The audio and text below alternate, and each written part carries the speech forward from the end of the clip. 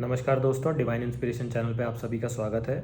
मैं एस्ट्रोलॉजर अमन गांधी आज आप लोगों के लिए लेके आया हूँ कि जुपिटर प्लैनेट अगर हमारे फर्स्ट हाउस में बैठा होगा, फोर्थ हाउस में, seventh house and tenth house में, तो किस तरह के आपको वो एक इनपुट देता है और किस तरह के डायरेक्शनल स्ट्रेंथ मिलती है कि आप उस फील्ड में जा सकते हो और क्या आपके बिहेवियर के अंदर ट्रेड्स होंगे। तो इस वीडियो को आगे बढ़ाते हुए हम लोग डिस्कस करते हैं कि अगर मान लीजिए किसी का, क्योंकि ये जो भी मैं इस पॉइंट्स को इसलिए दे रहा हूँ कि ये बेसिकली केंद्र के हाउसेज हो गए हमारे। तो केंद्र मतलब एक तरह से power house of your like a person, आपकी कुंडली के पावर हाउस हैं। तो अगर उसमें जुपिटर बैठेगा तो एक शुभ प्रभाव तो देगा ही आपको, लेकिन किस किस तरीके से वेरिएशन आएगा तो आज हम उस पर बात करेंगे। जैसे मान लीजिए किसी का फर्स्ट हाउस में गुरु बैठा है, तो फर्स्ट हाउस हमारा हो गया रंग रूप आकृति, हमारा थिंकिंग प्रोसेस, हमारा एक धैर्य विवेक विनम्रता, कैसा हमारा स्वभाव होगा। और हमारे ताऊ जी के लिए भी देखा जाता है ये। तो अगर मान लीजिए आपके लगन में गुरु आ गया, तो आपने देखा हो ना, कुछ लोग ऐसे होते हैं लाइफ में कि वो जहाँ पे भी बैठ जाते हैं तो वहाँ पे एक पूरा मजमा लग जाता है, या इस तरह का उनका इंटेलेक्ट होता है, विजडम नॉलेज होती है कि वो कुछ भी बताने लगते हैं, किसी भी चीज़ की व्याख्या करते हैं या कोई स्टोरी टेलिंग करते हैं किसी धार्मिक चीज़ को लेके। तो उनमें वो प्रभाव डालने की वो एक क्षमता होती है। और एक एक होता है ना कि एक ऑरा मंडल जो प्रॉपर होता है वो इन सभी चारों घर से रिलेटेड गुरु होगा, तो वो देखा जाता है इस तरह से। और हमेशा लाइफ में एक होता है ना कि बचपन में जो समझदार बच्चे होते हैं, कई बार अपन देखते हैं कि घर में उनकी एडवाइस ली जाती है, या कुछ भी अगर घर में कोई ऐसे बड़े किसी टॉपिक पे बात हो रही है कि जिसमें बड़े लोग ही इन्वॉल्व हैं, तब भी वहाँ पे जो बच्चे ऐसे इन्वॉल्व होते हैं और अपनी बुद्धि से अपना ज्ञान लगा के उस चीज़ का हल निकाल सकते हैं, या अपने घर वालों की बचपन से ही मदद करना चालू करते हैं, या बचपन से ही धर्म कर्म में उनका कुछ डायरेक्शन होता है। या कुल मिला के मैं कहूँगा कि एक ज्ञानी आदमी की जो एक परिभाषा होती है वो उसी की होती है जिसके लगन में गुरु बैठा हुआ है। चांसेस ऐसे बनेंगे कि बहुत ज़्यादा इनके मतलब एक बुक्स पढ़ना बचपन में ही, और एक यंग एज से ही अपना डायरेक्शन पकड़ लेना कि धार्मिक उसमें चलना है या किताबों पे चलना है या नॉलेज लेनी है, कोई ना कोई एक गुरु को अपनी तरफ से। एक होता है ना कि उनके आचरण में रह के और एक लाइफ में अपने दिमाग की और अपनी एक होता है ना कि माइंडसेट की तरक्की करते हैं ये लोग, और इनका रुझान भी वहीं पे होता है। अब मान लीजिए किसी के फोर्थ हाउस में आ गया, तो फोर्थ हाउस में बृहस्पति। अब सबसे पहले अपन देखें कि फोर्थ हाउस हो गया हमारा माता मकान भूमि वाहन सुख हो गया, हमारे रेपुटेशन का हो गया, हमारे मासेस का हो गया। तो आम तौर पे देखा जाता है कि घर में एक होता है ना कि इनके घर में एक तो सुख रहता है और एक पीस की तलाश में ये लोग अपने घर में हमेशा रहते हैं। इनको एक होता है ना कि एनर्जी बैलेंस रहना चाहिए इनके घर में, कोई लड़ाई झगड़े और कई घरों में तू मैं चलती है वो इनको बर्दाश्त नहीं है। तो ये एक डेकोरम मेंटेन करने वाले लोग होते हैं। प्लस वाहन सुख हमेशा इनके पास बढ़िया रहेगा, और एक माता के साथ तालमेल भी रहती है, और माता के साथ एक होता है ना बढ़िया पॉजिटिव माइंडसेट बना के ये लोग चलने वाले हैं। और कुछ ना कुछ ऐसा होगा कि माता की जो भी बिलीफ सिस्टम है, चाहे रिलीजन को लेके हो गए या स्पिरिचुअल एनर्जी को हो गए या कोई ज्ञान को लेके हो गए या स्टडीज़ को लेके हो गए, तो उस डायरेक्शन पे चलने के लिए ये इंसान बाध्य भी होता है, और इसका एक डायरेक्शनल स्ट्रेंथ भी वहीं से मिलती है इसको। एक होता है ना कि माँ की बात माने बगैर ये आगे नहीं बढ़ता लाइफ में। ऐसे बहुत से केसेस में देखा जाता है कि ये बिल्कुल होता ही है ऐसा।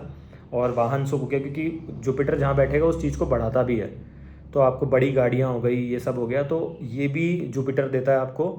प्लस फोर्थ हाउस हमारी चेस्ट का भी होता है, चेस्ट का अपर पार्ट हो गया। तो जैसे हो गया कि ऐसे लोगों को पार्क में जाना चाहिए, सुबह योगा करना चाहिए, ऑक्सीजन का आदान प्रदान करना चाहिए। और योगा के कुछ ऐसी एक्सरसाइजेज होती हैं जिसमें आप अपनी चेस्ट को फुलाते हैं, फिर मतलब ब्रीदिंग एक्सरसाइजेज वगैरह करते हैं। तो जब आप रिलीज़ कर रहे हैं तो आप CO2 छोड़ रहे हैं और ऑक्सीजन को अंदर ले रहे हैं, तो वो आपके गुरु का उपाय भी है चौथे घर के, और आपकी बॉडी के लिए भी, क्योंकि वो ग्रह वहीं का सिग्निफिकेटर है, तो आपको भी फायदा देगा वो।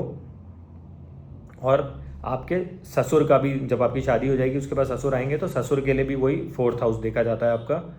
अब अगर हम मान के चलें कि सेवेंथ हाउस में किसी का है, तो ऐसे लोग क्या होता है कि बिजनेस पार्टनरशिप्स में, डीलिंग्स के अंदर, लेकिन वहाँ पे भी क्या होगा, ये कहीं ना कहीं अपना ज्ञान लगाते हैं और एक विजडम के साथ चलने की कोशिश करते हैं।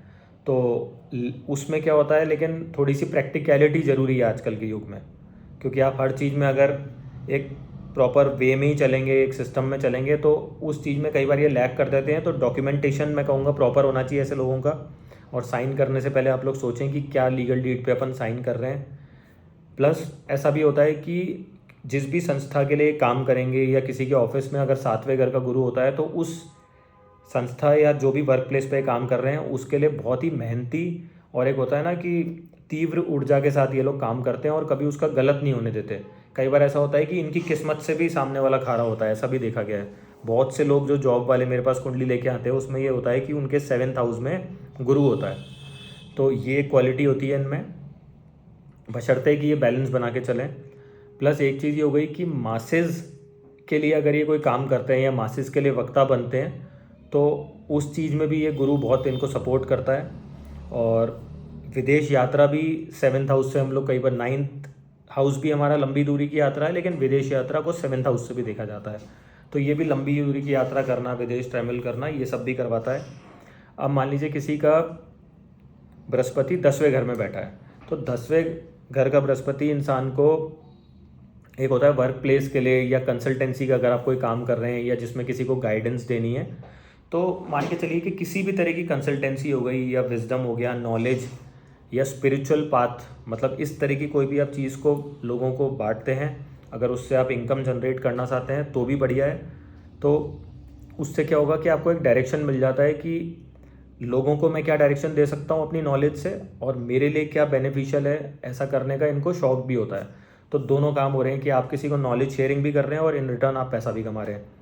और एक इनका नेचुरली एक वर्किंग स्टाइल होता है जो एक गुरु तुल्य व्यक्ति का होना चाहिए, उस तरह से ये लोग काम करते हैं। लेकिन कई बार ऐसा होता है, जैसे मान लीजिए कैप्रिकॉर्न के साइन में गुरु चला गया, तो लोग बाग इनका ऑफिस स्पेस पे काम कर रहे हैं, तो ये तो उसी पोस्ट पे बैठे हैं, लेकिन इनका सहारा लेके कोई ना कोई प्रमोशन ले सकता है, इस तरह के चांसेस बनेंगे। तो कहने का मतलब ये है कि आप इतना ज़्यादा बढ़िया ना हो कि कोई आपको यूज़ करके चला जाए।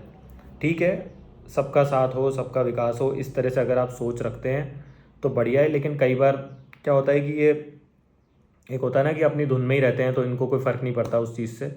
तो ये बेसिकली अगर केंद्र में आपके गुरु बैठा है तो उसके ट्रेड्स होते हैं। इसी तरह से हम लोग और भी ग्रहों पे बात करेंगे, क्योंकि ये क्या है, केंद्र के हाउसेज हमारे पावर हाउस हो गया एक तरह का, आपको जो पूरा होता है ना कि एनर्जी देते हैं और एक आदमी का किरदार डिसाइड करते हैं कि किस तरह से वो काम करेगा या क्या क्या उसके ट्रेड्स होंगे। तो अगले कुछ वीडियो में हम दूसरे ग्रहों पे बात करेंगे। थैंक